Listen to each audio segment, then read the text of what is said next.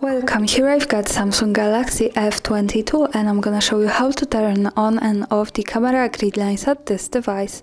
So let's start by tapping on the camera button to open it, and for now we are on standard photo mode. From here let's go to the left corner. When we pick this button we can open the advanced camera settings. Now let's slide a little bit down to the useful features category. Here at the second place we have Gridlines option, so by using the button from the right we can easily turn them on and turn them off as we need. Now let me keep them turned on, and when we go back to the camera we can see now these lines are in the preview, so they are useful, for example, when we want to use the rule of thirds in photography or making experiments with composition at our picture.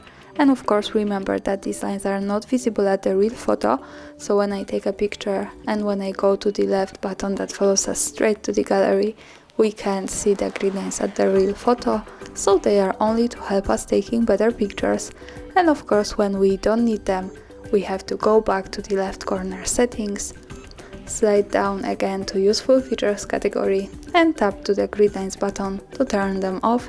So for now, in the preview they have gone. And that's all, thanks for watching, subscribe our channel and leave the thumbs up.